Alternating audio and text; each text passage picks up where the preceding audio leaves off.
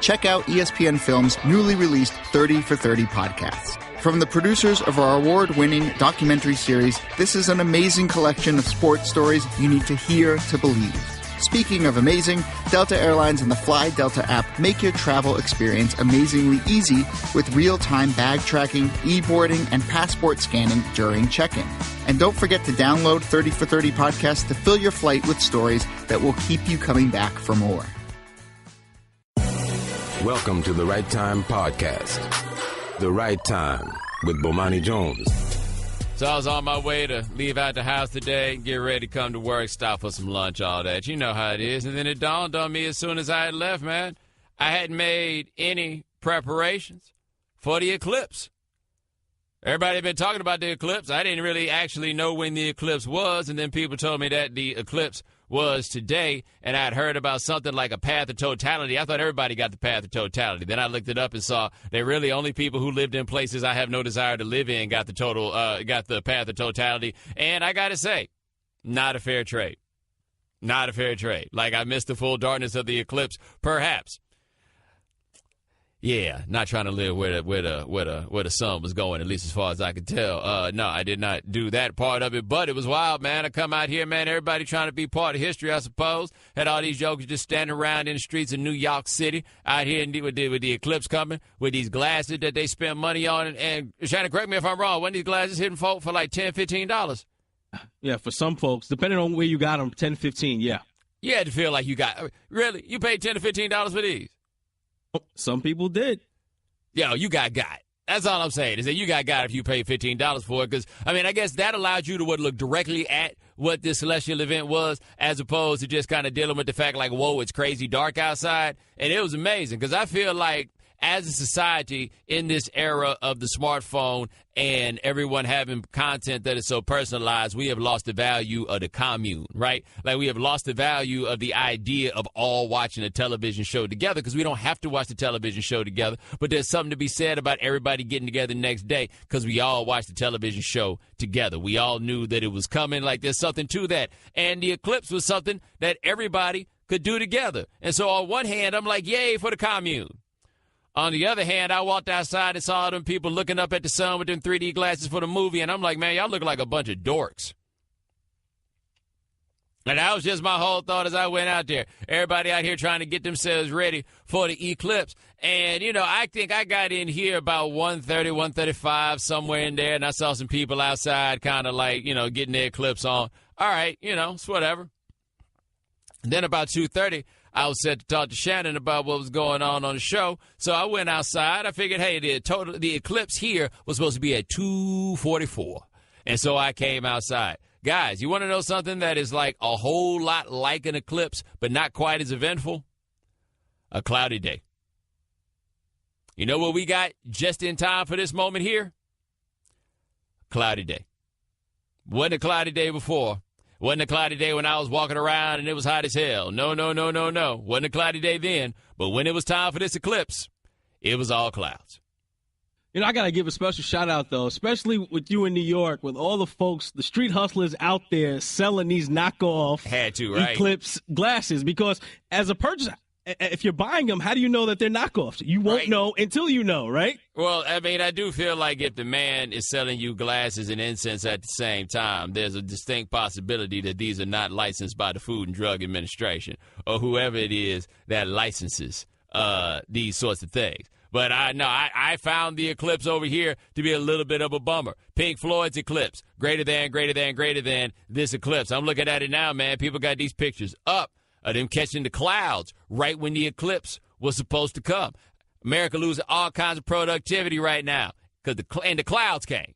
That was it. The clouds came. I feel cheated. When the next one's supposed to come around, Shannon? What they say, 99 years? One like that, yeah, around that time. I don't think I'm going to live that long. But, like, what if I went to one of them Ted Williams camps? It was just like, yo, just save it till we get one of these eclipses. And then just let me come back and see that, and then I can go peacefully. Because I feel like now I'm never going to have this again in my life. Like, I feel like I got robbed. Like, what was it like at y'all's offices? How was it when the eclipse came around? I saw a whole lot of people getting to know their coworkers that they had never spoken to ever before. Because, see, I don't really have coworkers, like not in like your typical sense. So I imagine that for some of y'all, it's like, damn, we all got to go out here together, don't we? Maybe I can go across the street to the bodega and then watch it over there. But see, what made this great, though, is normally you would have that awkward conversation with these coworkers. Now you have something unifying the two. So instead of just asking the generic, well, isn't some crazy weather we're having, you already have the solar eclipse to talk about. It's a built-in icebreaker. Except the problem is having something to talk about sometimes means you have to talk to them about it, which is not necessarily what it is that people are out here looking for. Also, the eclipse ruined the Instagram. Have you gone on the Instagram today, Shannon? Go on the Instagram right now. It is the same picture over and over again with different people. Yes, you got eclipse glasses. You are not the only one to get eclipse glasses. All it is pictures of people in eclipse glasses. And I need to be honest with you. Some of y'all, I don't follow you to look at your glasses. Right? Not like you are obligated to give me what I showed up here for. But, like, we're not dorks like that. We don't care that much. Half of y'all don't even know what a damn eclipse is. I'm fairly confident I know what this was. Shannon, this is the one with the moon going from the sun, right? That is correct, yes. Woo! There we go. There we go. Did you see Buzz Aldrin on the Twitter when he stunned on people? Where he said, I guess I realized that I have seen this eclipse. Every time I was behind the moon, it was an eclipse. And I feel like, yo, man, that really wasn't classy at all of you. I feel like you ain't accomplished nothing since. He went big bank on all of us. Yeah, like, I mean, and I mean, granted, I mean, going to the moon's a pretty significant accomplishment. But I feel like Buzz Aldrin went real Al Bundy on us right there, letting us know that he scored 4 touchdowns. Oh, no, not in one season, but in one game. Now, granted, for Buzz, that game was going to the moon. But, I mean, so can we count that like his 12 touchdowns? Is that kind of what it is? Because I do feel like he kind of Al Bundy with it about that. Whole lot of people seem to get cloud cover during their eclipsical moment. Oh, Shannon, they said there's going to be another one like this in 2024. What the hell are we out here wasting all our time for? Oh, that's right around the corner. Yeah. Like, they made it seem like this is a once-in-a-lifetime event. You know who made it seem like that? Not to get all conspiracy theorists on you, but somebody had to get the bright idea to sell all these eclipse glasses, right? They ain't just produced these things overnight. There was a long-out plan on we gonna sell people these glasses for this eclipse. They couldn't just come up with the inventory for that like in a week. Nobody had no bright eureka moment. What the brand name on these? Where people order these from? These stores. Like, who's the person that went to these stores and was like, you know what y'all need? Eclipse glasses. Who did that? Who did that? I believe that we have been hoodwinked and bamboozled. Trying to tell you, you get your eclipse glasses and your incense. One-stop shop. Although I will say, though, whoever got the bright idea to sell these eclipse glasses that's a brilliant businessman right there. I need to find whoever that person happened to be, because they convinced everybody that they needed these things they absolutely did not need and charged $10 to $15 for them. That's, I think, the best part is that they charge people that much money for them. Come on, man, that should be like a $5 purchase. Like, how much you think it costs to put together? Them damn things is just the tint off your windows with no windows put inside some cardboard. Like, somebody look up what it is that makes those better than just a pair of shades. I'm just curious. And on top of it, why are you looking at the sun directly anyway? Why that seem like a good idea to you? Why? For who? For what? But that's who got us, man. Somebody out here making millions of dollars off these eclipse glasses. They're the ones that got us all charged up running outside. For nothing. For not a damn thing. Or maybe it was better where you live. All we got is clouds. Yeah, I'm hating. The Right Time with Bomani Jones. All right, so tampering. It's this thing that happens in the NBA. It happens with everybody pretty much. That being said, tampering is very, very difficult to prove. Right? I mean, this is just one of those things. There's so many different levels of tampering that go on, man. People got enough agents and everything else. And part of it with the agent game is team got to talk to an agent just to do regular business. And then, you know, while they on the phone, you know what I'm saying? We can't talk about this, but, you know, if there was this one thing, you know what I'm saying? And then, you know, you know, and everything else. So you wind up in that situation. Now, the Lakers had themselves a little interesting issue. And their thing is, Magic is the man who's in charge there. And Magic a little bit new to the game, at least in this way. And Magic, I mean, this is Magic on Jimmy Kimmel Live in April. Who are you looking for? Paul George? Is it Chris Paul are you looking at? Maybe Teen Wolf? Do you remember him? He was really good. I wish I could talk about all those guys. But you'd be contract tampering now. Exactly. Did you have, when you started this job, did they sit you down and say, okay, so here are some things you have to know? You can't do an interview and say you want the specific player. That's right. And did you have to learn? Yeah, I had to go to school. I had to go to CBA school, salary cap school, and tampering school. What constitutes tampering? Like if you're on vacation and you run into Paul George, are you not allowed to speak to him? No, we're going to say hi because we know each other. I see. You just can't say, hey, I want you to come to the Lakers, even though I'm going to be winking like, you know what that means, right? You know what that means, right? Magic, I am sure that is not what they taught you in tampering school. I am positive in tampering school, they told you that the first rule of tampering school is don't talk about tampering school. And Magic went on TV talking about it. Also, on a related note, Shannon, correct me if I'm wrong, Jimmy Kimmel's on there sounding like the feds. Yeah, I was kind of interested with his line of questioning there. I mean, come on, Jimmy. Yeah, like you was trying to get Magic into some level of trouble. You ain't going to last in L.A. for very long, Jimmy. Yeah, you've been there about 15 years, but you ain't going to last out there very long out here trying to walk Magic up to the brink of doing something like this. Come on, man, you sound like the feds. Anyway, the Pacers have lodged a complaint about the Lakers tampering with Paul George, which, I mean, we'd all have to acknowledge is snitching. And not only is it snitching, by the way, it's the pettiest form of snitching. And I say that it's the pettiest form of snitching because he's already gone. He doesn't play for y'all anymore. He plays for Oklahoma City. There's no chance that Paul George is going to wind up being an Indiana Pacer. He's not leaving the Pacers to go straight to the Lakers. So why y'all out here snitching, right? Like, never mind the fact that it's hard to prove this, but if they did do something and then Paul George couldn't go to the Lakers, you just out here like, are you doing this to Paul George or are you doing this to the Lakers? Which one?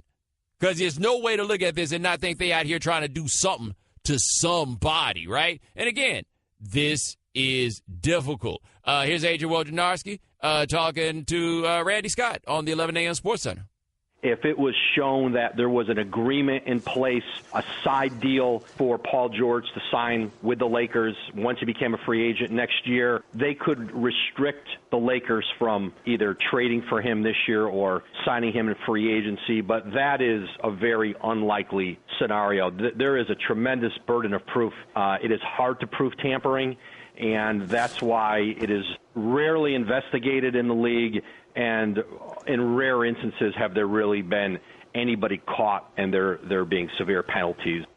So, again, this is just a petty level of snitching. Ramona Shelburne was on Outside the Lines with Bob Lee. And basically for the Lakers, man, it's just getting on their nerves. The fact that they're even looking into this and that they have access to all your records, I mean, that is a cause for concern, and especially on something as high profile as this, because, as you know, this is a front office that's just getting going and has a lot going for it right now with, you know, some of the excitement they have about Lonzo Ball and other free agents they could potentially be in position to get. Yeah, man, just a little annoying. Just a little bit annoying. So, I mean, what's going to happen? What are they really going to do? Do we care about this if it doesn't have Magic Johnson's name in it? Shannon, you say no. We would care if it was the Lakers, but adding the Magic Johnson element makes this salacious. Yeah, and it's Magic now. Yeah, and also let me tell you this, too, right? Them folks in L.A., by and large, laid-back people. But if the NBA somehow stopped them from getting Paul George, this, you know, it's been a while, but after basketball reasons, they're going to take to the streets, dog. They're going to march right up to the Staples Center, and it's going to be a problem. It's going to be a big problem. But going back to that Chris Paul for basketball reasons, when the league blocked the Chris Paul trade, that's the example I bring up when people talk about the NBA and their conspiracy and they only want the good teams. If that was the case, the Lakers would have allowed the Chris Paul trade. Well, except don't forget, though, the league had allowed it, and then old Hayton Dan Gilbert sent that email to David Stern and was like, yo, this is what we was trying to shut down. And then next thing you know, David Stern came out there with the basketball reasons. Like, I wonder if it ain't that weak, if that ever happens. But you think David Stern has any back down in him at all? No, but he does work for these owners, though. And what did happen over the course of time with Stern was that the owners that were in the league after a point had put in a lot more dough, and they wanted a return on their dough. They weren't just coming in and taking David Stern's word for stuff. They were coming in and trying to tell David Stern what to do. And that's what we wound up with Dan Gilbert on that one. But now Lakers fans ain't going to take this kindly at all. My question, though, on the Lakers. So let's say the Lakers get Paul George, but don't get LeBron James. How good do you wind up being? Because we have seen that you can be good enough with Paul George as your best player to make it to the conference finals, right? Like, you can be good enough with Paul George as your best player to be one game away from the NBA finals and take 3 games from from the Miami Heat with LeBron and Dwayne Wade and Chris Bosh. Like, we saw that. And that was with Paul George not being as good a player as he is now. But how good are the Lakers if they just get Paul George and not LeBron James? Like, what's the plan on guy number 3? Because we're not exactly sure that LeBron's going to go there. I feel like LeBron's going to wind up in Los Angeles because I just feel like I've been burned too many times by thinking LeBron wasn't going to go somewhere that it seemed like he probably going to wind up going. I ain't falling for that doke again. The doke is not coming here. But if all the Lakers get is Paul George, like, I don't feel like that's not the same thing as signing Shaq. Is that fair to say? It's not the same thing as drafting Magic. Hell, I'm not even sure it's the same thing as drafting James Worthy. By the way, have they made a big free agent signing since Shaq? There hasn't been a splash since Shaq, has there? Like, this would be a new thing. Now, granted, it ain't but so many teams that's going to make but so many splash signings. But they haven't done this in a while. I just don't know if Paul George is that much. Like, I think for the Lakers, Paul George showing up will wind up making fans feel all right because the last couple of years they thought somebody was going to come play with Kobe. And, nah, bro. That wasn't the plan. Nobody wanted to do that. Nobody wanted to watch Kobe shoot 35%. Nobody did. Shannon, would you like to get in some pot shot on Kobe while you have the opportunity? No, it was too easy. It was too easy. Okay, I'll give you another chance. By the way, so you guys know, in honor of the eclipse, we're going to have Unblock Me Bo today. So what you need to do is call 888-729-3776.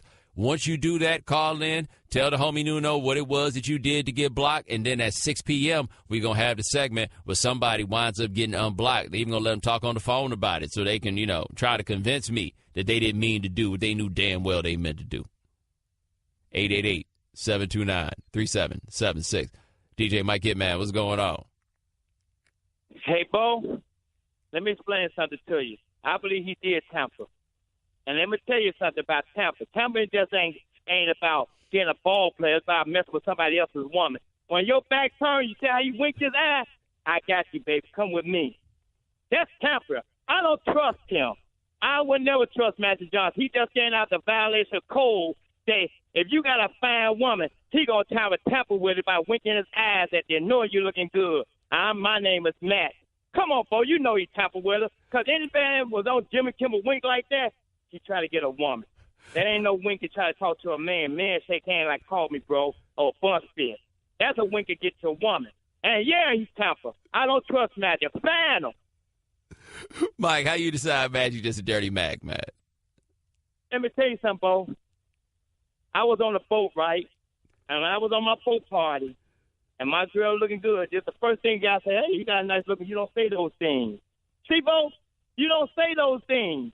A man always try to brainwash by saying things you shouldn't do. Magic is the type of guy, my name is Magic, babe. I got money. I don't know what he got, but I got money. That's tampering. You ain't got to say much, Bo. He's a crook, and that's how he get his women. He went with Cookie. Okay, yeah, he got Cookie, but he could get any other woman by blinking his eyes by just saying the name of Magic. And when you see a cat like that, Bo, you got to watch him. You got to watch him because they will get yours. But if you got game, he can't get nothing but get played. How we going, Bo? All right, Mike. Glad the boat party went all right for Mike. Shadow, why do you have your head in your hands?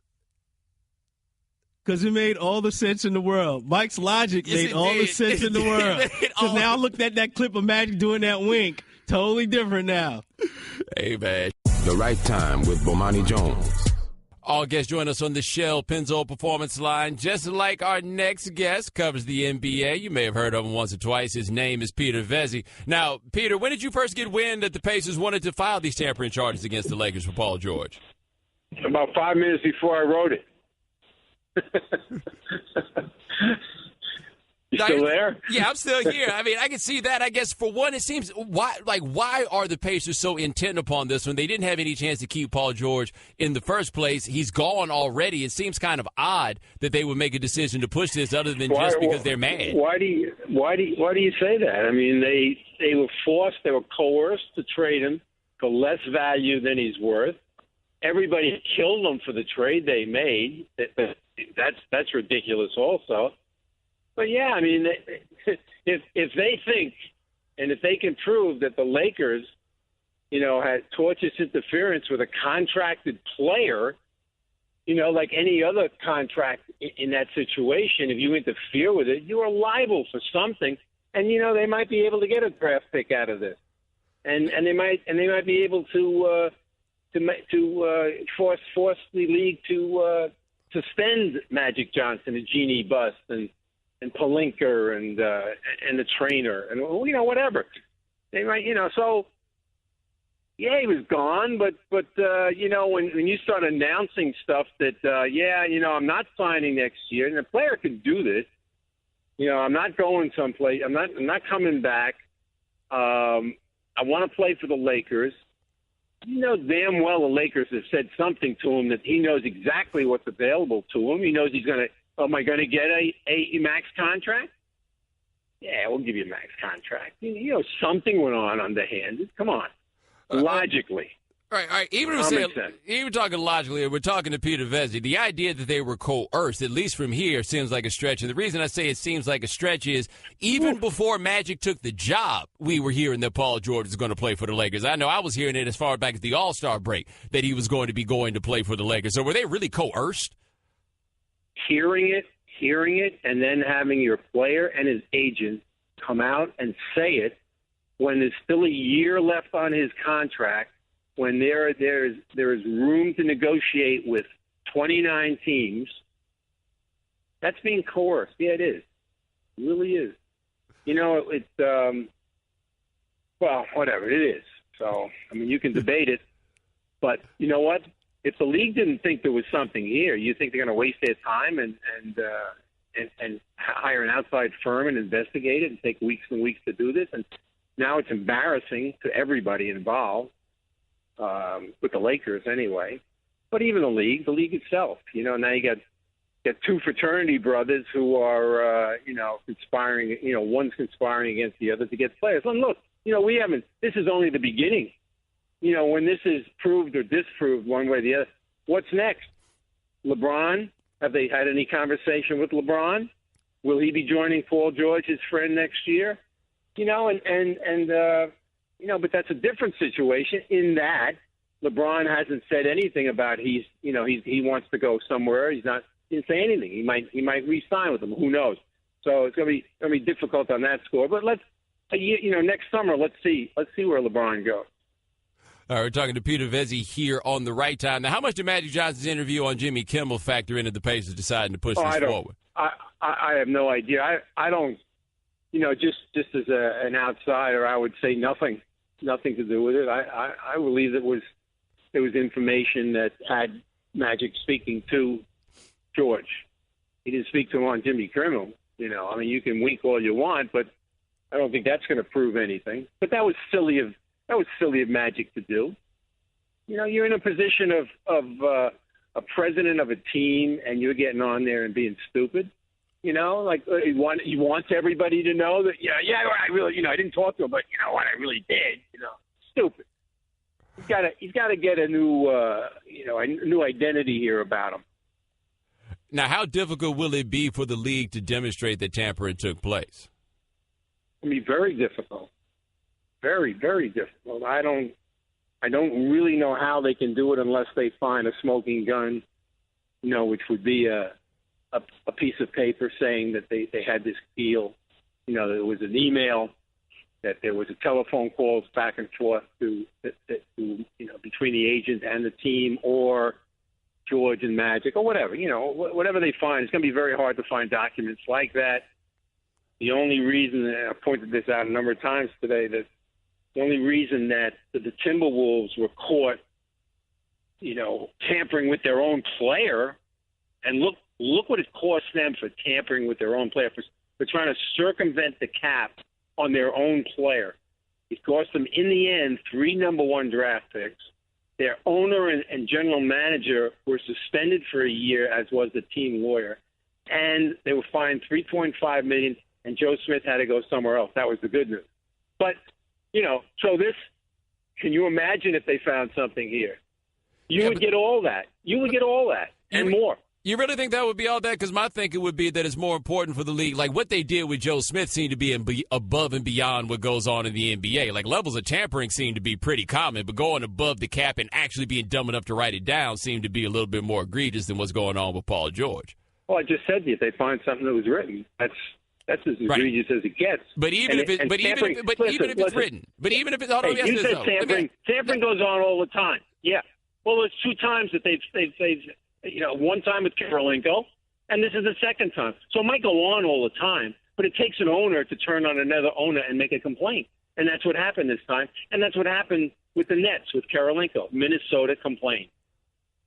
All right, we're talking to Peter Vezzi here on The Right Time. Now, how much do you think would have to be demonstrated for it to be a situation where the Lakers would not be allowed to sign Paul George in 2018?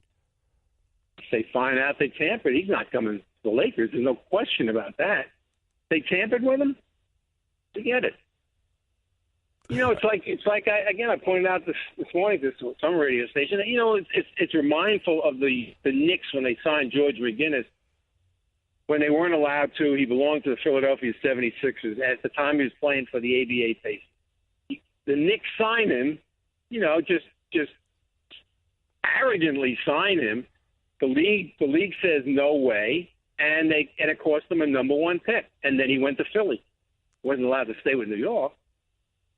So there are instances over the years where teams, when Atlanta thought that they could usurp Milwaukee and signed Julius Erving when he was playing with the Virginia Squires, and they played him 2 exhibition games. They didn't even have his right. I mean, arrogant. And they were fined, I believe, I think it was $500,000, which they wound up not paying. They made some kind of a settlement when he was traded from the Squires to the Nets. But I'm just saying, so there are circumstances, that the league can look back on, and it's going to be up to the commissioner at the end if they're found guilty. If they're found guilty, mark my words, it'll be heavy duty. All right, that is Peter Vezzi covering the NBA. Thanks so much, my man. I appreciate it. Sure. Okay, keep your eyes closed. Okay. I want to show you my first ever painting. All right. Okay. Open your eyes. Oh, that's a lot of colors and shapes. So be honest. What do you think? Well, I like how if you switch to Geico, you could save hundreds of dollars on car insurance. Oh, yeah, that's true. Yeah. Here, why don't I hold your paintbrush while you call them? Geico, because saving 15% or more on car insurance is always a great answer. The Right Time with Bomani Jones.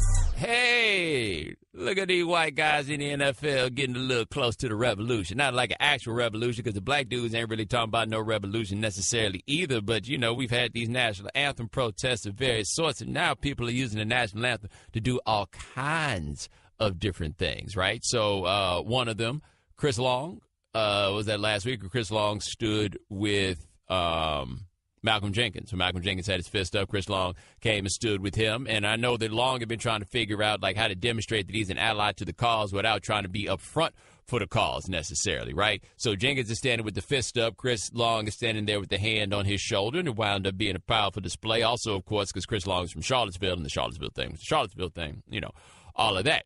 Then we fast forward, and Michael Bennett, who is not standing for the anthem, he sat during the anthem, and Justin Britt came and stood next to him with his hand on his shoulder. And then we had Khalil Mack, who was standing during the anthem, as people typically stand during the anthem, and Derek Carr then came and put his hand on his shoulder. It is a time for white dudes, apparently, to show that they are down with their brothers, who are also brothers, even though they're not brothers, but you got to show that you're down with the brothers. Anyway, they were there, and that's what it was. Now, here is Michael Bennett talking about Justin Britt and the risk that Justin Britt took by standing with him. I talked to him. I said, there's backlash, and are you sure you want to do this? Because everybody is not willing to stand up for something like this. A lot of times you lose a lot. You lose sponsors, you lose people, you lose fans, you lose all types of things. Now, this is Justin Britt himself talking about why he stood with Bennett. He thought a white player should do it. That kind of triggered in my mind because, I see what's going on. We all do, and we all have choices whether to be an example or be a follower. I might sit with him if things don't get better, if things don't improve. But right now, I'm just going to continue what I'm doing. Part of what's interesting there is, Shannon, you remember when everybody said the problem with Kaepernick is he'd tear up your locker room and be split down the middle? And the Seahawks were like, no, actually, we talk about this stuff, and we've had great discussions, and look at what's happened. That was one of the main excuses that they would have with Kaepernick, that he would divide the locker room. Yeah, no, it's almost crazy. Like, you get a bunch of grown men together, and they might be able to talk about some stuff and, learn some things from one another. Isn't that wild? Now, here's Derek Carr. Derek Carr was talking about why it was that he stood with Mac during the national anthem. We're not protesting, we're not doing anything like that. What we wanted to do is show all the kids that look up to me, look up to him, that white kids, black kids, brown kids, blue, green, doesn't matter, can all be loving to each other. And that's what me and Khalil are, is we're best friends and we love one another. Now, I do have to ask this, though, of Derek Carr. If you're not protesting, then what exactly are you doing right now?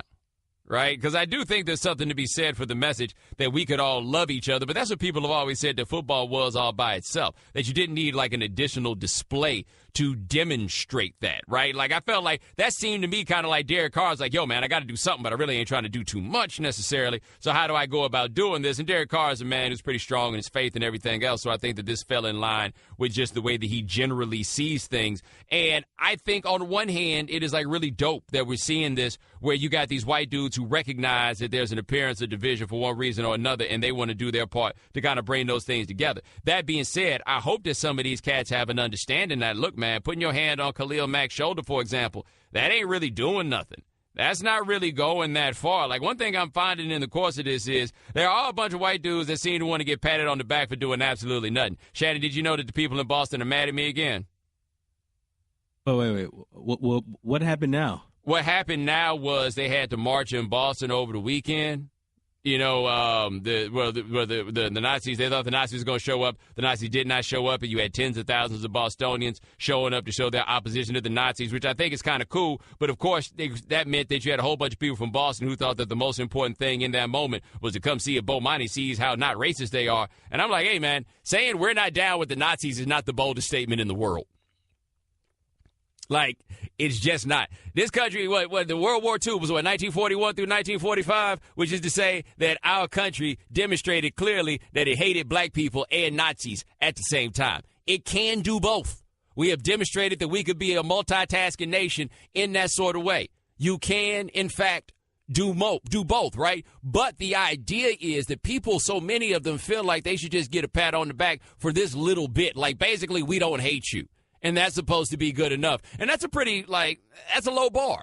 I saw the thing with Kevin Sumlin with A&M because Richard Spencer and his band of white supremacists was talking about having a march in College Station on September 11th, and the school decided to shut it down because it was unsafe, right? I mean, it's public ground, so they only have so far they could go to shut it down. But they realized that it would be unsafe, and it probably would have been unsafe because, it's Texas. We be packing. Right, and I ain't talking about these people coming in from out of town. Some of them might be packing, but the locals, they packing for you to see. That's just how we get down. And so the school decided they were going to shut it down because they thought it was going to be unsafe. And then Kevin Sumlin said that he was proud of the people in charge for doing this. And I'm proud? How low is the bar that we're setting on what it is that people are doing? The next level of this, if we're really talking about it, it goes beyond just hey, man, I'm going to just, do something for the anthem. It goes past that. Now, right fast before I forget about this is Michael Bennett. He was on SportsCenter last week, and he was talking about how a white player protesting would change things. I honestly believe that it would take a white player to be able to really get things change, because a lot of people, when somebody from the other side understands and they step up and they speak about it, it will change the whole conversation, because you bring somebody who doesn't really have to be a part of the conversation to bringing themselves and making themselves vulnerable in front of it. And I think when that happens, things will really take a big jump. I think he's right about that, but I also think that we need to acknowledge that hasn't happened yet. Right? Like, these shows of solidarity are not the same thing as any level of protest. That hasn't happened yet. Like, these cats are saying, yo, this is my dude and it's his right to say that, but they're not saying the same thing. And I don't feel like these dudes are necessarily obligated to say these things. I just think that it's important to separate a protest from saying, hey, my man's protesting and he has the right to do that. Like, that's not the same thing. But this is a step. Like, this is a big thing in the progression of where we're going on some of these issues, right? Like, this has gone beyond Kaepernick, who can't get a job, to these guys now who are making similar statements, and now they've got guys on their teams who are like, look, man, I'm reading the news, and at the very least, I don't think they tripping. Like, that's where we are, is I don't think they tripping. Which, progress. Right. That is a move beyond where we started in this, perhaps. But be careful. No matter who you are observing this, be careful. And the thing I feel like you have to be careful about is be careful allowing the presence of these white dudes to hijack what is the larger issue. Because what I do kind of see happening in these is, so Derek Carr shows up and it's like, wow, yay for Derek Carr for standing there alongside this dude. But the issues are far bigger than we just need to love each other, right? Like, yay, Justin Britt for standing with Michael Bennett. But I think that people are much more comfortable talking about Justin Britt being there than they are talking about the actual issues. And it doesn't sound like Justin Britt is fully ready to talk about those issues, too. I don't blame him for that, right? He's not a public spokesman. I get that. But we can't pat so many people on the back just for saying, I feel you, bro. It's not really going that far. If you think that people shouldn't go farther than they're going right there, okay, that's your thought. You can do that. But this here really ain't the revolution. This here is dipping a toe in. Like I said, I know with Chris Long that he has a concern with not making it, not putting himself to the front of someone else's struggle. Like, I get that. And I think there's a real concern with doing that sort of thing. At the same time, it's not just going to be a white dude putting his hand on somebody's shoulder that's going to change anything. It's going to be some level of white dude making some bold statement. Like, think about this. Shannon, you've heard the things that Jim Harbaugh has had to say as a college coach. Imagine if there were one player of consequence who was saying that, or one NFL coach who was saying those same things, like in the way that Greg Popovich or Steve Kerr says in the NBA. That ain't happening here yet. And I'm telling you, it would mean a lot more if it happened in this league by a coach or one of those white players than it would be in the NBA. We're not there yet. So, yeah, this is kind of interesting. We'll see where it goes. Give credit to cats for what they're doing, but don't give them any more credit than they deserve. All right, 888-729-3776. Talk to Walter in California. Walter, thanks for calling the right time. Hi, Bomani. Thank you so much for taking my call. I have, on behalf of 1-800-Towers.com, so I'd like to ask, you guys really are talking about one thing. Colin Kaepernick, when he takes a knee, he's showing so much respect. He's paying attention. He's fucking right. There's no greater way to honor our military, our country, or our anthem than what Colin Kaepernick is doing. But what this Bennett character is doing, sitting on the bench, waving his knees around, it seems really embarrassing, like what all the critics are fighting against. I'd like you to give me your opinion on that very subject. Well, Walter, I appreciate the call. Thanks so much. And Shannon, Walter from California. Not what I was expecting. I was listening intently. Yeah, not quite what I was expecting. I do have to say this, though. If you're not going to stand during the national anthem, like, what are you supposed to do if you can't pull out your phone? Like, I think that Michael Bennett was like, after the anthem got played, he was like, damn, what am I supposed to do now? The Right Time with Bomani Jones. If people are paying attention to what you do during training camp and during preseason games, that means one of two things. Either there is something about you that is very good, or there is something about you that is very bad. right? Because if you're really good, what you do in preseason doesn't matter at all. Now, if people think that you might be good, then they're going to be out here paying some attention to you, right? But if you're very bad, no one cares what you do in the preseason either. But if you're kind of bad, people keep an eye out for just how bad you are. And that eye is on you, Mr. Mike Glennon. Mike Glennon is right now the starting quarterback for the Chicago Bears. Glennon went 2 for 8 for 20 yards in their preseason opener. And then in the next one, Shannon, what we got? 13 for 18 for 89 yards. 13 for 18, 89 yards, yeah. Dude, let me tell you, I remember that when Mike Glennon got that job from Josh Freeman, and it was a lot of those 13 for 18 for 89 yards where you're like, damn, like, who you passing to, the lineman?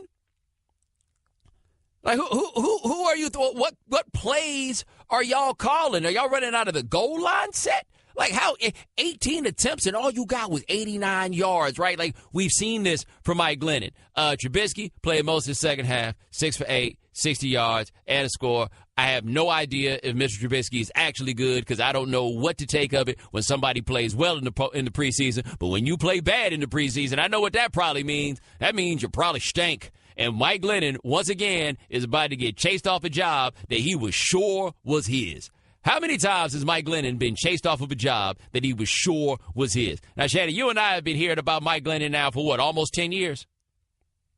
2008, yeah. 2008. That's when he showed up in North Carolina State. For those of you who don't know the story, Mike Glennon was Tom O'Brien's quarterback recruit, right? Like, Tom O'Brien's coming off the Matt Ryan thing, and he just got the job at NC State. I think 2007 was his first year. And, you know, it's like, well, when's he going to get his quarterback? And Shannon, what was that, the Daniel Evans era?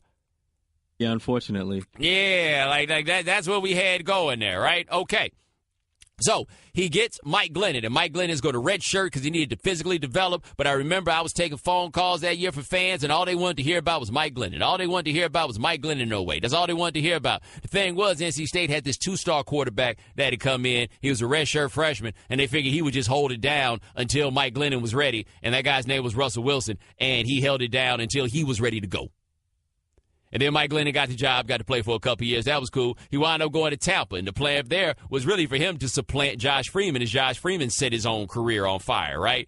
He got that job from Josh Freeman. He think he's rolling? Nope. Next year, they bring in Josh McCown. But he's like, it's cool, man. It's Josh McCown. How long can that go on, right? Then they went and drafted Jameis. And then he rode to Oak for a couple years behind Jameis. But people kept telling us, Mike Glennon, hey, watch out for Mike Glennon. Watch out for Mike Glennon. Mike Glennon was a free agent. Everybody told you, Mike Glennon going to wind up getting a starting job in free agency. And then Mike Glennon got the job with the Bears. Finally, Mike Glennon got his chance. What was it, a month later? They went and drafted a quarterback. Mike Glennon got run off his job again. Like, as soon as it looks like he's going to be the one to get the job, somebody's like, man, what are we doing? Are you kidding me? Go get somebody else. You can't have this dude out here. You know what Mike Glennon is? He's that 2 a.m. when the lights come on. Yep. Like, when the lights are dim, he looks great. And that, with 2 a.m., after like, that, after the last call and that last song plays, they turn those lights on. It's like, wait. You know what happened? No, you run up on Mike Glennon during that reggae set, right? Then all of a sudden they put on that Michael Jackson. The turnaround happened. It's like, whoa, what happened to who I was just dancing with? You looked the part just a second ago. Now you look like that. Yeah, like, oh, snap. I got to go to the bathroom and buy a Newport. I'll be right back. They might sell out. And then you got to go away. So is Mike Glennon going to be the week 1 starter? You think he is? I think he's going to be the week 1 starter. I don't think the Bears are going to have a great season, so they're gonna go to Trubisky probably, I would say, by week 5? Yeah, man. But I just read a column in the Tribune, man. I already got a columnist pushing for Trubisky to be the starter. Mike Glennon hadn't even started his job. He might get Matt Flynn. Do you remember that? He might get Matt Flynn. Look, the money gone, right? Like, whatever the money is that you spent on Mike Glennon, you're not getting that money back. The money is gone. Are their fortunes so bad as the Bears that they are going to go straight into the future with Trubisky out here when none of us think that Trubisky, or at least this happened the same thing last year. All these quarterbacks, and they said none of them were ready to play. And then immediately we're going to try to make somebody play. So that's how you got Carson Wentz last year. And people were happy about Carson Wentz at first, man, but Carson Wentz wasn't that good. I don't even know if Carson Wentz was good at all last year. I also don't know how much it does or doesn't help for a guy to not play. Like, no one seems to have a real clear answer on how much that winds up helping. But now, man, Mike Glennon, he's going to be on the oak. One good thing about Mike Glennon, though, to be fair, it won't be hard to find who's giving the signals on the sideline. You can find him easy. They're going to put him over there in like a red hat. Oh, you can find Mike Glennon like that. Like that. What's Mike Glennon, 6'8"? He got a long neck, too. I think he's like 6'7" without a neck, so he's about 6'8". That's what I'm saying, man. It ain't going to be hard to find Mike Glennon, man, over there on the sideline. Like, he is perfect. 6'6" is what they list him at, but he is perfectly built to give the signals. He's right there. You ain't never going to lose him. I'll tell you this, too. If I'm Mike Glennon, I don't want to play for the Bears. I can get another year toward the pension, plus all this money, and I don't have to take any shots. I'd be like, hey, man, I need y'all to get me the flyest baseball caps y'all got, bro. The flyest ones. I want to look right. Look the part, be the part. I'm trying to be a professional. Do my part for the league. Because, I'm thinking it's a wrap, and it hadn't even gotten started. Also, Shannon, I'm looking at this picture of Mike Glennon. Looks like Mike Glennon need to come on home. He has a hairline reminiscent of an old Van Vader. Get a look at this. Time's up. The Right Time with Bomani Jones. So I'm a team player here at ESPN. I do what I can for the larger cause, and sometimes doing what I can for the larger cause involves me doing things that not only do I not want to do, but things to which I have a principled objection. Go ahead and play the little intro for what we're about to do. Unblock me, Bo. You know Bomani Jones is not shy about blocking on Twitter. The Right Time team recognizes we all slip up, so Bo will give one lucky follower an opportunity to make amends. It's Unblock Me, Bo. I would like to note that the Right Time team understands that we all slip up. The Right Time host does not feel the same way, but we got 3 people on hold who have been blocked and wish to be unblocked. Shannon, I got you there just in case somebody out here used a lie detector test. Brian, yep. That's right. Okay, so let's start with a gentleman named Kyle from Philly. Kyle, what'd you get blocked for? So, in not one of my best moments in life, I tweeted your brother. You mentioned your brother a lot. So I did a Google search to figure out who your brother was, just to see if any of his work was public. I didn't know if he was in journalism like you. And I found out his name, which I'm not going to say on air. But I then tweeted you after I Googled his name. All the search results that came back related to a young woman who was suing R. Kelly for some alleged misconduct. So, again, in not one of my best moments, I tweeted you and said, on paper, I wonder how often your brother is mistaken for the young woman who R. Kelly allegedly urinated on. Now, it was meant to be quite ironic. I noticed the error in my ways and the lack of humor. So I tweeted you after that and asked to be unblocked, but it hasn't yet happened. Well, to be fair, it was kind of hard for me to see that you asked to be unblocked because you were already blocked. By the way, in your Google, did you ever learn about the great Patrice Lumumba, African statesman? No, but the last name would be a big reason as to why I couldn't find him with Jones. Yeah, that's cool, but I'm just telling you, you should go, like, that's where you should have got your learn on, but we're going to put you on hold. You're not the only person out here that made a mistake. Shannon, how do you think that was going to end? Like, when he did that at first? I guess I could have asked him, but, like, how do you think that was going to end? I noticed he listens. He has to listen because his wording, he chose his words very carefully. Like, I've seen the error in my ways. And I knew right when I sent it that I had made a mistake. Like, wow, he's really kissing up. Good job on your part, Kyle. That is Kyle from Philly. Contestant number 2 on Unblock Me, Bo. Let's go out to Marcus from Kansas City. Marcus, what'd you do? How you doing, Bo? Thank you for taking the call. I believe it was the 2012 Fiesta Bowl, O-State and Stanford. And I think you made a comment about how corny the O-State uniforms looked. They had like a little sheriff star on them or something. And I think my reply was to the extent was in agreement with you, but I was trying to be a little sarcastic and joking. You know, they're the sheriffs, they won the game, whatever. But that's pretty much it. It was just a joke about the corniness. That's my alma mater, too. So what was the joke, Marcus? What was the joke, Marcus? We normally find when people are being general like this, there's a reason. Hold on, Shannon, do you have the joke? Yeah, the tweet was, it's like the sheriff's badge, you know, because we have a Cowboys mascot, Wild West, ? And you said, you don't say, blocked. Yeah. Okay, there you go. Yeah. So basically, like, they're the Cowboys and they had a badge, and you felt like you needed to explain that to me. No, I felt like I was agreeing with you that they could have been a little more inventive. It was pretty corny as the uniform. So I'm with you. Shannon, you don't seem to think that he's with you. I'm just checking the way you said it. It didn't come off as that. Like, you could say that now, but that's not what it said back in 2012, January 3rd, 2012. So. Yeah. Marcus, we're going to put you back on hold. The committee going to have a little bit of a discussion on that. Shannon, you always notice it's all like, I really wasn't doing nothing. And then we go find out. Like, and we were talking with Nuno when we were soliciting calls today for the Unblock Me. A lot of folks out there, well, I don't know why. I don't know why it was blocked. So then, of course, I searched the person's name in Twitter, and a lot of them have deleted whatever tweet that they sent. They sure that got them blocked. They sure do delete. I don't know what you mean. Why'd you delete it, homie? Now, did we lose our last contestant? Oh, man, what happened to our buddy in Long Island? We kind of like neighbors now. We also had we're going to call that dude back in. We also had somebody who wanted to get unblocked because he said something about Babyface. Obviously, did he say something about Babyface? Did he say something about me and my distaste for Babyface? And see, that comes up a lot. Whenever we do Unblock Me, Bo, there always seems to be at least one person out there that says, can you please unblock me? Hashtag Unblock Me, Bo, on Twitter. Can you please unblock me because of what I said about Babyface?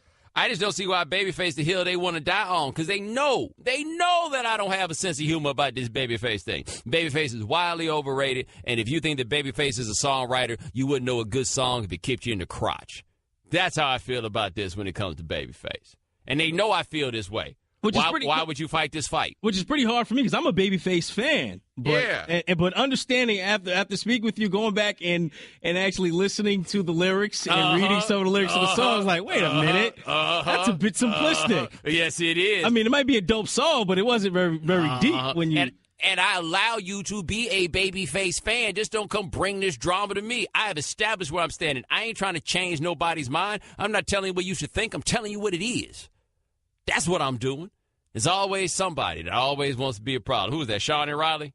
That was Babyfacing. That was him. We got Sean and Riley here. Sean, man. Babyface, huh? Yep. Yeah, because I thought that you were underestimating Babyface's ability. I wasn't.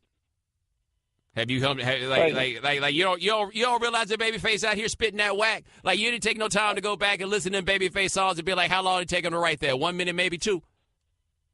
No, he's a very underrated artist. You're playing the Unblock Me game all the wrong way. Sean's out here playing Please Block Me, Bo. Yes, that is exactly what he is doing. You got Babyface is underrated. Who's underrating Babyface other than maybe me?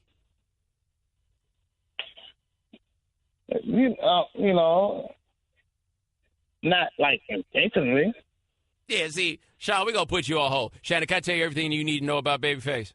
All right, so check this out. You remember the first 112 album, right? First 112 album is banging, right? Did you know that Boyz II Men wanted to use, like, Now That We're Done, for example? That was supposed to be on the second Boyz II Men album. It said the record label was like, nah, we want you to sing some Babyface songs.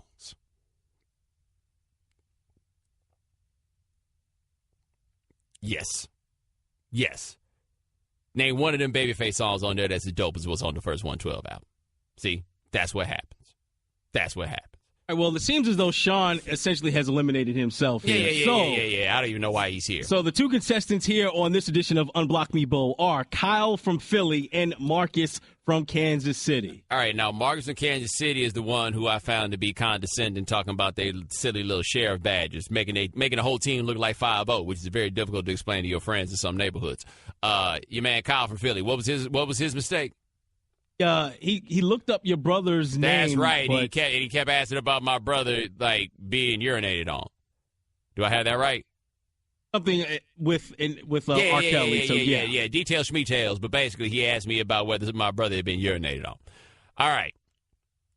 So I got to go with the dude whose squad rides with 5-0, or the dude who? Okay, Nuno, put Marcus. No, Nuno, put Kyle. Do I want Kyle? Yeah. Put Kyle from Philly on the line. Hey, Kyle. I made the cut. Actually, no, you lost. Thanks. I was just gonna let you know. Next time, just don't joke about people getting urinated on. You're out of here. Peace out, Kyle. Thanks for stopping by the booth. Marcus from Kansas City, congratulations. You get a T-shirt. Thank you, sir. I appreciate it. I really do. And now for the part that Shannon loves, where I ask for his Twitter handle and you make me unblock him. Oh, we can't find it. Oh, maybe you get unblocked, maybe you don't. Who wins today? I do. I have it right here. Damn it, what is it? All right, it is AGUILLA 112. He actually plays homage to 112 in his Twitter account. Now, is it to the group 112 or to the club 112? Because the club 112 greater than the dude 112. Well, anyway. Go ahead. Let me see you do it.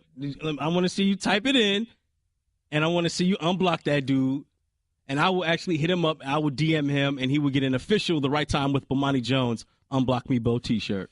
All right, it's done. It's done. You happy? Can you see it? Good. Give him his T-shirt.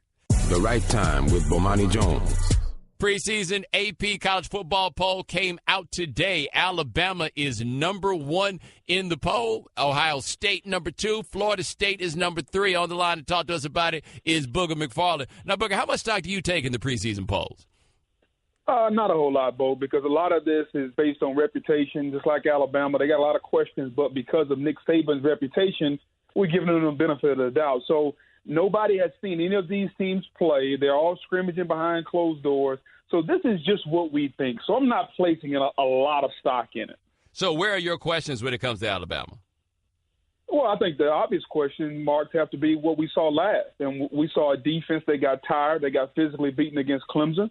We saw a quarterback, although he did lead a drive down the field to take the lead against Clemson, he was wildly inaccurate a lot during that game. And as a passer, he never developed. Bring in a new offensive coordinator, the third one within a calendar year. How's that going to gel? You lose a lot of guys on defense. Jonathan Allen, Tim Williams, Ryan Anderson, like all those big dogs are gone. And Alabama's talented, but we haven't seen those new guys step up and play. So I think those are where the question marks are. All right, talking to Booger McFarland of ESPN here on The Right Time. And with Jalen Hurts, I wonder, are we being a bit too hard on him? Because we've almost forgotten that he was the SEC Offensive Player of the Year. Yeah, but how much stock are we putting in awards, though, Bo? I mean, he had a phenomenal season. Like, he threw for almost 3,000 yards, rushed for right under 1,000 yards. Like, the numbers he put up were outstanding. But in the moments they needed him most, Alabama was really scared to throw the football. So, like, you can look at the numbers and stats, you know, just like bikinis. They show some things, but not all things. And he won the SEC Offensive Player of the Year a lot on those statistics and some of the meaningful moments he had early in the season. I just know that throughout the season, his ability to develop as a passer wasn't there. And Nick Saban said that Lane Kiffin and Steve Sarkisian kind of coddled him a little bit. They didn't bring him along. So, yeah, we can say we're giving him a pass. You can blame it on other people, but there's no doubt he didn't develop his first year. All right, we're talking to Booger McFarland of ESPN here on The Right Time. Now, Alabama's going to play Florida State the first weekend of the year. Florida State is ranked number 3. Now, when you look at Florida State, what worries you about them? It's the offensive line. And I think, you know, DeAndre Francois took a beating last year, Bo. I mean, he got beat, and he just kept getting back up. And I think he earned the respect of not only his head coach but his teammates. Now, all those guys come back. And it's funny, Bo, one of the things we like to talk about as analysts is, man, they got a lot of guys back. Well, if those guys are bad guys, that means you got a lot of bad players back. Okay, Florida State is hoping that the offensive line they have back has developed and are now good players. So I'm looking forward to see if that offensive line is better. If it is, Bo, here's what I'll say. If Florida State's offensive line is better, they're one of 3 or 4 teams that can compete, play, and beat Alabama. I think you throw Ohio State, you throw USC, you throw Florida State in that mix. Those 3 teams are as talented as Alabama, and they can beat them. They all have questions, and for Florida State, it's their offensive line. Now, how worried are you for Florida State not having Dalvin Cook this year? Well, I mean, you'd be worried, except they got a guy named Cam Akers who is supposed to be legit and maybe not as good as Dalvin Cook early on, but has the talent to be that. Like, when you're at these programs, Bo, like, you know, Alabama, Clemson, Ohio State, Florida State, these teams aren't rebuilding, man. They're reloading. So as soon as one guy leaves, the next guy jumps in. And Cam Akers is a guy out of Mississippi. He was highly recruited. He's a 5-star running back. He enrolled early at Florida State in the spring, so he's already went through a spring. He's probably going to be the starter game one, if not soon thereafter. And I don't think they're going to miss a beat because word on the street is he's just as explosive as Dalvin Cook was. All right, we're talking to Booger McFarland of ESPN here on The Right Time. Now, with the Big Ten, we're looking at Ohio State, Penn State, and Michigan probably at the top of that conference. What do you think about that conference this year? I think right now, Bo, that conference is really it's really on top. Let's take a look at the AP Top 10, since that's what we're talking about. And to me, the AP Top 10 kind of mirrors college football this year. Think about it. You got Oklahoma at 7, Oklahoma State at 10. Those are two teams out of the Big 12 which we think are going to compete. Now, let's go to the Big 10. The Big 10 has Ohio State, Penn State, and Wisconsin both. You mentioned Michigan, but Wisconsin has a schedule that sets up very favorably. And I think the Big 10 right now, if you look at the AP Top 10, and even if you look throughout the season, the Big 10 can say right now, today, we're the best conference in America. Now, is it going to finish that way at the end of the season? We don't know. But I do think right now with Penn State, Wisconsin, Ohio State, and as you mentioned, Michigan, I think they have a chance to have 4 teams that possibly they can have 1 or 2 get into the playoffs. So what has changed? Because we're not that far removed from the Big Ten being a clear step behind the SEC. Even some could have said the Big 12, and now suddenly they're right there on top. I think it's the emergence of Penn State, which is why James Franklin got a lot of money. He came in an adverse situation. We were still thinking about Jerry Sandusky, Paterno, and all that, and he's done well. He's brought Penn State back. They won the Big Ten last year, Bo, and I think Penn State being back helps the perception of the Big Ten. And Michigan. Okay, Michigan played in a big-time bowl game last year. So when you have what I would like to call the foundation of a conference, like in the SEC, the foundation of the SEC is Alabama, Georgia, Florida, LSU, Auburn. Like when you get those teams that are good like that, then the conference is up. For the Big Ten, it's Ohio State, Michigan, Penn State, Wisconsin. Like when those big 4 are good, now the entire perception of the conference changes. Now, before we let you go, I have to ask you about LSU. How are you looking at the first full season of the Orgeron era? Well, the honeymoon is over. I know that. You come in. I'm going to just be honest, Bo. Like when you come in as an interim guy, you can do no wrong. Well, now that they've taken that one word from your title and now you're the head coach, notice what's going on this offseason. Okay, Orgeron's been questioned about the satellite camps. He's been questioned about closing practice off to the media. You didn't hear those things last year. And so I think for LSU, you can boil LSU's season this year and pretty much most years down to this. LSU will always have talent to win 8 or 9 games. Their season comes down to 3 games. And this year, those 3 games are Florida, Alabama, and Auburn. How LSU performs in those 3 games will ultimately determine whether they win 8 games or whether they win 11 games. And if Orgeron can figure out a way to go 2-1 in that 3-game stretch, I think he'll be on his way to a 10-win season, and depending on how everything falls out, I mean, he could be playing for an SEC championship. But there's no doubt about it. LSU wants win. They didn't fire Les Miles because he didn't win 8 games. They fired Les Miles because he couldn't win the big games and win enough. And I think Orgeron is going to have to feel that pressure too. All right, that's Booger McFarland. Check him out on our college football coverage here at ESPN. My man, thanks so much. Look forward to talking to you through the season. Anytime, Bo. Always here for you, buddy. Thanks for listening to the Right Time Podcast. Please come back tomorrow for more.